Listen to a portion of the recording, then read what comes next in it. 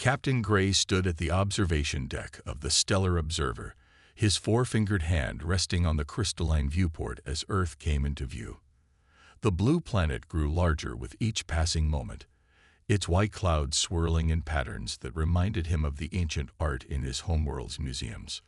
"Captain, the initial scan reports are ready," Officer Reed said, approaching with a datapad in hand. The weapons specialist's antenna twitched with what Gray recognized as confusion. "Something unexpected, officer?" Gray asked, turning away from the viewport. The bridge crew, all 12 of them, tried to pretend they weren't listening, but their secondary eyes kept darting in his direction. Reed cleared his throat. "Sir, we're detecting a rather unusual mix of technology levels. Some of it matches our predictions based on their entertainment broadcasts, but—" He paused, mandibles clicking together in what humans would have recognized as a frown.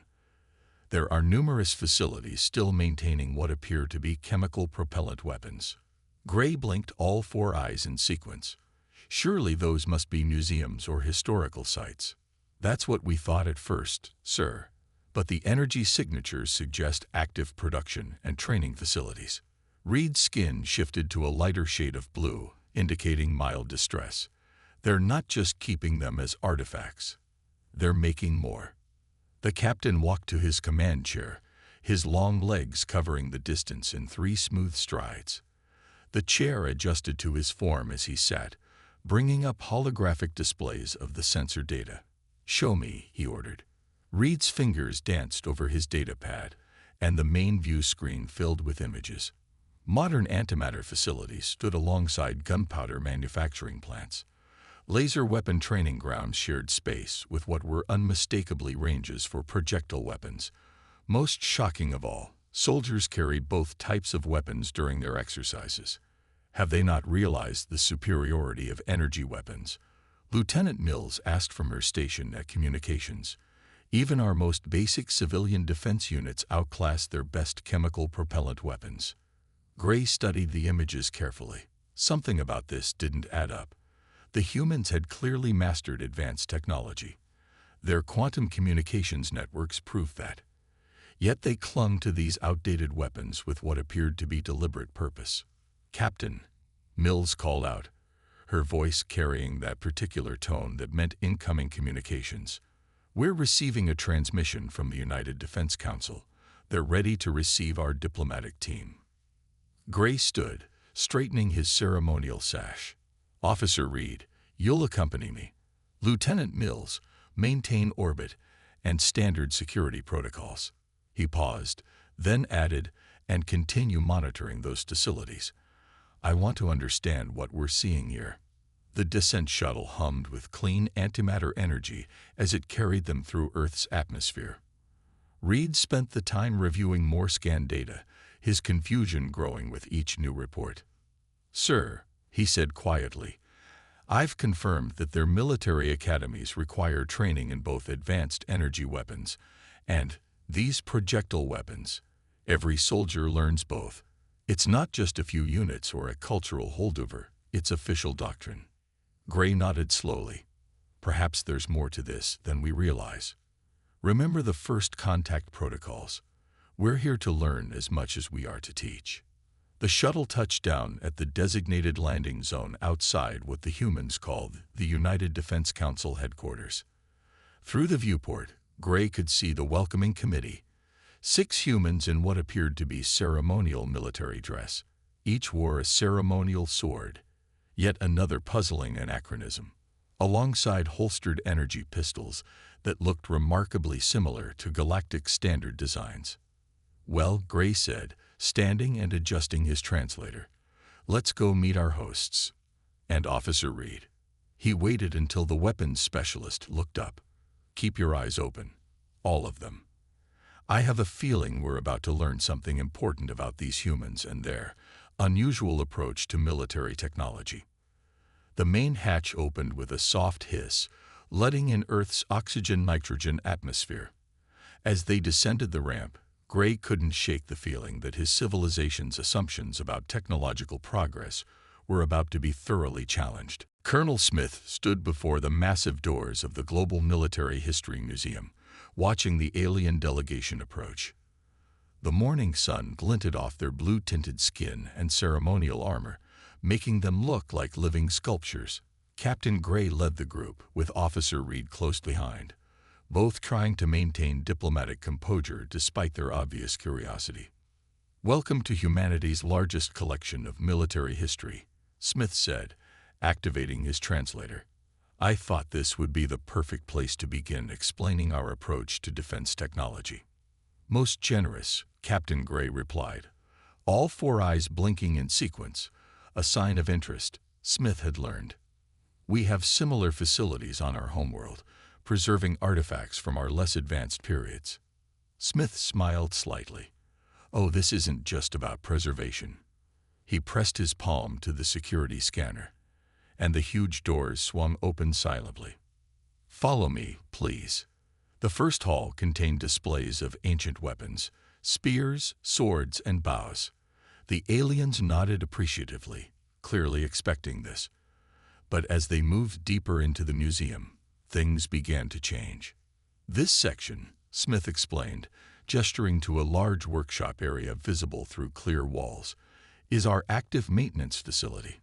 Officer Reed stepped closer to the glass, his antenna twitching rapidly. Inside, technicians were carefully maintaining what appeared to be a variety of projectile weapons. Some were being cleaned, others assembled, and a few were being test-fired into sophisticated diagnostic equipment. "I don't understand," Reed said, his translator struggling slightly with his confused tone. "These are functional." "Every weapon in this section is combat-ready," Smith confirmed. "We rotate them regularly with active units. This M4 rifle design, for instance, has been in service for over a century. We've upgraded it, of course, but the basic principle remains the same." Captain Gray's secondary eyes widened. "But surely your energy weapons have made these obsolete." Smith led them to the next section, where modern weapons were displayed alongside their historical counterparts. "That's an interesting assumption, Captain. Tell me, what happens to an energy weapon when exposed to an electromagnetic pulse?" "It would temporarily deactivate, of course," Reed answered promptly. "But our shielding technology can fail," Smith finished. "Everything can fail. That's why we believe in redundancy." He picked up an old rifle from a nearby rack, checking it with practiced ease. "This will fire in any condition. No power source needed, no electronics to fail, and maintenance is simple enough that any soldier can perform it." The aliens watched in fascination as Smith broke down the rifle and reassembled it in under a minute. "Our soldiers train with every type of weapon, from the most advanced to the most basic, because you never know what might fail in combat." "But the efficiency ratings," Reed began. "Aren't everything," Smith interrupted gently. "Sometimes reliability matters more than raw power. Sometimes simplicity is an advantage." They moved to a holographic display showing various combat scenarios. "Here's a real example from our last civil defense exercise," Smith said, activating a sequence. "We simulated an EMP attack on one of our bases. Every energy weapon and advanced system went down. But within 2 minutes, our forces had deployed chemical propellant weapons and mechanical backup systems. The base remained defended." Captain Gray watched the simulation with all four eyes focused intently. "Your soldiers switched weapons and tactics so quickly because they train with both," Smith explained. "Every week, not just in emergencies. We don't see old technology as outdated. We see it as another tool in our arsenal. Sometimes the most advanced weapon isn't the right one for the job." As they continued through the museum, Smith could see the concepts slowly sinking in. The aliens' expressions shifted from polite confusion to genuine interest, especially when they reached the testing range. "Would you like to try some of these weapons yourselves?" Smith offered. "There's nothing quite like hands-on experience to understand why we keep them in service." Officer Reed's antenna perked up immediately, and even Captain Gray leaned forward slightly. Smith smiled. Sometimes the best way to understand humanity's approach was to experience it firsthand. The morning sun beat down on the military training facility as Colonel Smith led the alien delegation to a covered observation post. Below them stretched a massive testing ground, complete with various targets, barriers, and environmental hazards. "Today," Smith announced, "we'll show you why we maintain what you call outdated weapons." He gestured to the range. Each demonstration will highlight different combat scenarios. Officer Reeves stood at the front of the alien group, his data pad ready to record everything. Captain Gray remained silent, but all four of his eyes were fixed on the range with intense focus. The first demonstration began with a simple energy weapon display. A soldier fired a laser rifle at a target, creating a perfect hole through its center. The aliens nodded, unsurprised. "Now," Smith said, pressing a button, "we introduce electromagnetic interference." A low hum filled the air. The soldier tried to fire the laser rifle again, but nothing happened. Without hesitation, she slung the rifle over her shoulder and drew an old-style projectile weapon, hitting the same target with mechanical precision. 3-second weapon switch, Reed muttered, his antenna twitching. Impressive response time. The demonstrations continued. Soldiers showed how traditional explosives could work underwater while energy weapons dissipated. They demonstrated how simple projectile weapons could fire through smoke and dust that would scatter energy beams. Each example highlighted another advantage of maintaining older technology. "But surely in space combat," Captain Gray began. Smith pressed another button. A holographic display appeared, showing a space battle simulation. "Watch this," he said. The simulation showed two ships. One relied entirely on energy shields designed to stop energy weapons. The other fired simple metal projectiles, essentially large bullets in space. The shields did nothing to stop the physical objects, and the defending ship took heavy damage. "Physics is physics," Smith explained. "Energy shields often can't stop physical objects moving at high speeds. Sometimes the old ways are still the best ways." Officer Reed's skin had turned a pale blue with excitement. "The kinetic energy of a projectile in space, of course. There's no air resistance to slow it down. It's so simple, yet we never considered." The ground rumbled as the next demonstration began. A line of tanks appeared, some utilizing advanced hover technology, others running on traditional treads. "Watch what happens when we activate localized gravity disruption," Smith said. The hover tanks suddenly dropped to the ground, their advanced systems useless. But the tracked vehicles continued forward, unaffected by the disruption field. "You see," Smith continued, "every technology has its weakness. The more advanced the technology, the more complex the potential points of failure. That's why we train with everything from laser rifles to simple projectile weapons, from antimatter drives to combustion engines." A soldier approached the observation post, carrying several weapons. "Would our guests like to try?" Smith offered. Officer Reed stepped forward immediately. Under careful guidance, he fired both an energy rifle and an old-style projectile weapon. His eyes widened at the physical kick of the projectile weapon, something energy weapons didn't have. "The feedback is immediate," he said, sounding surprised. "You can feel exactly what the weapon is doing." "Sometimes the simplest solution is the most reliable," Smith replied. "We've found that maintaining proficiency in both old and new technologies gives us tactical flexibility that pure advancement doesn't provide." Captain Gray watched as more of his delegation tried the various weapons. "I begin to understand," he said quietly to Smith. "Your people haven't kept these weapons out of sentiment or inability to advance. You've kept them because they still serve a practical purpose." Smith nodded. "The universe is unpredictable. The more tools we have to deal with that unpredictability, the better our chances of survival. Advanced technology is wonderful, but sometimes you just need something that goes bang and doesn't care about enemy countermeasures." The demonstration continued into the afternoon, each example making the aliens reconsider their assumptions about military technology. By the end, even the most skeptical members of the delegation were taking notes on human warfare doctrine. The warning alarms aboard the Stellar Observer screamed to life, just as Captain Gray's delegation was preparing to return to their ship. Red lights flashed through the military base's meeting room, and both humans and aliens looked up in surprise.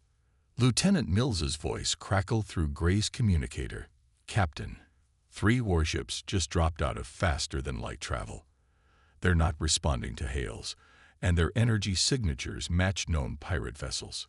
Colonel Smith's own communications device buzzed. He listened for a moment, his expression growing serious. "Space pirates," he said grimly. "They've been raiding shipping lanes in this sector for months." Captain Gray's skin paled to a lighter shade of blue. "The Stellar Observer has the most advanced defensive systems in the galaxy, but we're not a warship. We need to evacuate immediately." "Wait," Smith said, studying his tactical display. "Those ships are between us and your vessel. They've positioned themselves deliberately to cut off your retreat." The room's holographic display sprang to life, showing 3 sleek warships with distinctive purple energy shields surrounding them. Their weapons were charging, the energy readings climbing rapidly. "Our ship's defensive systems will hold," Officer Reed said, but his antenna twitched nervously. "The shields are rated to withstand." A new alarm cut him off. Lieutenant Mills's voice came through again, now tinged with fear. "Captain, they're broadcasting some kind of interference signal. Our primary weapons are offline, and shield strength is dropping." Smith turned to his own officers. "Get me Fleet Command. Now." He looked at Captain Gray. "Let us help. We have ships in orbit that can respond." Gray's 4 eyes blinked rapidly in distress. "Your vessels are less advanced than ours, if our weapons are being affected." "Trust us," Smith interrupted. "Sometimes less advanced is exactly what you need." The holographic display updated to show several human vessels moving into position. They looked oddly bulky compared to the sleek alien ships, with visible weapon ports and thick armor plating. "What are those objects your ships are carrying?" Reed asked, pointing to large cylindrical devices mounted on the human vessels. Smith allowed himself a small smile. "Railroad guns. Essentially, very large bullets in space. No electronics to disrupt, no energy signatures to detect until they're fired. Just good old-fashioned kinetic energy." The pirates, confident in their energy shields, moved closer to the Stellar Observer. Their purple barriers glowed brightly, ready to absorb any energy weapon attacks. "All ships, execute Plan Thunder," Smith commanded into his communicator. Standard dispersal pattern. The human ships moved with practiced precision. The pirates, expecting energy weapon fire, kept their shields focused forward. They never saw the real threat coming. The railroad guns fired simultaneously. In the silence of space, massive projectiles accelerated to incredible speeds. The pirates' energy shields, designed to stop plasma and laser fire, did nothing to halt the simple metal slugs. The first pirate ship spun wildly as a projectile punched straight through its engine section. The second took hits to its weapon systems, emergency shutters closing over the holes torn in its hull. The third tried to retreat, but precisely aimed shots disabled its main drive. "Quite effective," Officer Reed whispered, his data pad forgotten in his hands as he watched the battle unfold. Their shields were useless against physical projectiles. "And now," Smith said, tapping his display, "we demonstrate why we keep energy weapons too." Human fighters launched from the larger vessels, their energy weapons now blazing at the pirates' damaged ships. With their shields weakened by the kinetic impacts, they couldn't defend against this second wave of attacks. Captain Gray watched in amazement as the pirate fleet was systematically disabled by this combination of old and new technology. "It seems," he said quietly, "that we have much to learn about tactical flexibility from humanity." The space around Earth's orbit had transformed into a complex dance of ships and weapons fire. Colonel Smith stood at the command center's main console, directing the battle with calm efficiency. Captain Gray and Officer Reed watched in fascination as human forces demonstrated their unique combat doctrine in real time. First wave successful, a tactical officer reported. Railroad guns have disabled their primary systems. Moving to Phase 2. The holographic display showed human fighters swarming around the damaged pirate vessels. Some carried energy weapons, others traditional explosives, and a few seemed to be launching what looked like simple metal harpoons. Boarding cables, Smith explained, noticing Reed's confused expression. Sometimes the old ways are still the best ways to capture a ship. The first pirate vessel, its engines crippled by the initial barrage, tried to activate its backup shields. A human cruiser promptly launched what appeared to be a cloud of small metal objects. Simple ball bearings, Smith said, scattered in their flight path. Their shields can't stop thousands of tiny impacts, and their hull sensors can't track them all. Sometimes the simplest solutions are the most effective. Officer Reed's antenna twitched rapidly as he took notes. The complexity of tracking multiple small objects versus one large energy signature. Of course, we never considered. The second pirate ship attempted to launch fighters of its own. These sleek vessels emerged from their hangar bays, their advanced energy weapons charging, only to be met by a barrage of traditional flak fire that filled space with clouds of shrapnel. You see, Smith continued, energy shields take massive power to maintain. They can stop a few big hits, but thousands of tiny impacts drain them quickly. That's why we still use scattershot weapons in space. The third pirate vessel, perhaps realizing the futility of their situation, tried to power up its faster-than-light drive. However, several human ships had already launched what looked like oversized nets made of simple metal cables. FTL drives need clear space to work, Smith explained. Tangle them up in enough physical material, and they can't establish a proper field. No complex technology needed, just basic physics. Captain Gray watched as human boarding teams, using a combination of energy cutters and simple mechanical tools, began accessing the disabled pirate ships. Your troops. They switch between advanced and simple tools so naturally. That's because we train with everything, Smith replied. Every tool has its purpose. Every weapon has its place. Our soldiers learn to use whatever works best for each situation. The battle continued methodically. When the pirates tried to deploy electronic countermeasures, humans switched to unguided weapons. When they attempted to use radar jamming, human ships relied on simple visual targeting.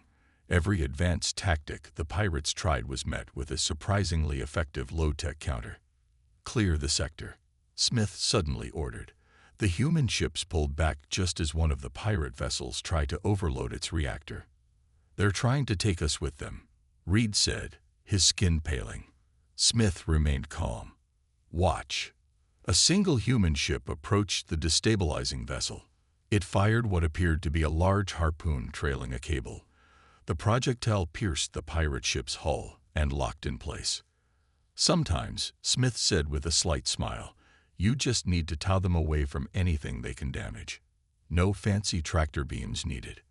The human ship dragged the deteriorating pirate vessel to a safe distance where its reactor could explode harmlessly. The remaining pirate ships, thoroughly defeated by this combination of high and low technology, surrendered. As the battle wound down, Captain Gray turned to Colonel Smith. I must admit, Colonel, seeing your theories put into practice has been enlightening. The pirates clearly expected only advanced weapons. They had no defense against your more traditional methods. Smith nodded. That's exactly why we maintain such a diverse arsenal. In battle, the only thing that matters is what works. And sometimes, what works best isn't the newest or most advanced option. It's the one your enemy isn't prepared for. The meeting room aboard the Stellar Observer hummed with excited conversation. 3 days had passed since the battle with the pirates, and the alien delegation had spent every moment studying the combat footage. Captain Gray sat at the head of the conference table, watching Officer Reed prepare his presentation for the gathered human and alien officials. If I may begin, Reed said, his antenna quivering with barely contained enthusiasm. He activated the room's holographic display, showing scenes from the battle. What we witnessed was not just a victory, but a complete revolution in our understanding of combat doctrine. The display showed the initial moments of the battle, freezing on the image of the railroad guns firing. Our first major oversight, Reed continued, was assuming that advanced always means better. The pirates' shields, like our own, were designed to stop energy weapons. We never considered the simple effectiveness of kinetic projectiles in space. Colonel Smith nodded from his seat among the human representatives. Sometimes the old ways are the most reliable. Reed advanced the display to show the cloud of ball bearings dispersing through space. This tactic particularly impressed me. Our civilization abandoned scattershot weapons centuries ago, considering them primitive. Yet they proved devastatingly effective against modern shields. The math is simple, Smith added. Your shield might stop a 1,000,000-joule energy blast, but 1,000 small objects carrying 1,000 joules each will overwhelm it. Sometimes quantity has a quality all its own. The next image showed human boarding teams using mechanical cutting tools alongside energy cutters. This adaptive approach to technology is what truly sets humans apart. Reed explained, where we saw old technology as obsolete, humans saw it as another tool in their arsenal. They never abandoned what worked simply because something newer came along. Captain Gray leaned forward. The most striking aspect was the speed with which human forces switched between technological levels. When the pirates deployed electronic countermeasures, your troops immediately shifted to mechanical systems without losing combat effectiveness. That comes from constant training, Smith explained. Every soldier learns both advanced and basic systems. We don't see them as separate categories, just different tools for different jobs. Reed advanced to the final battle footage, showing the simple but effective towing away of the destabilizing pirate ship. This moment perfectly encapsulates human military philosophy. Faced with a complex problem, an overloading reactor, they chose the simplest effective solution. No complex tractor beams, no energy fields, just a cable and a hook. The alien officials murmured among themselves, their skin colors shifting through various shades of blue and green as they processed this new perspective. One of them raised a hand. But surely maintaining proficiency in so many different systems is inefficient. Smith smiled. Is it more efficient to have one perfect tool that fails completely when conditions aren't perfect, or several good tools that can handle any situation? Our analysis shows that the human approach to military technology isn't primitive at all, Reed concluded. It's remarkably sophisticated in its simplicity. By maintaining capabilities across all technological levels, humans have created a military doctrine that is incredibly difficult to counter. The display showed a final summary of the battle's outcomes. 3 advanced pirate ships defeated by a combination of railroad guns, scattershot, mechanical devices, and energy weapons. The pirates, expecting only to face advanced technology, had been completely unprepared for humanity's diverse arsenal. I believe, Captain Gray said, standing to address the room, that we have much to learn from Earth's military doctrine. Our assumption that newer always means better has left us vulnerable. The humans have shown us that true advancement doesn't mean abandoning proven methods. It means knowing when to use each tool at your disposal. The room filled with agreement from both human and alien officials.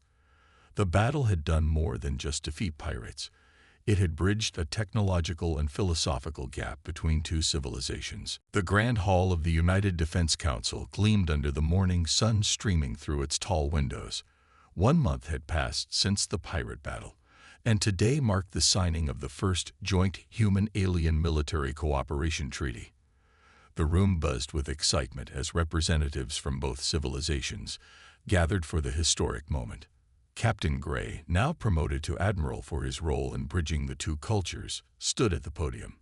His blue skin had a healthy glow, and all 4 of his eyes shone with pride as he addressed the assembled crowd.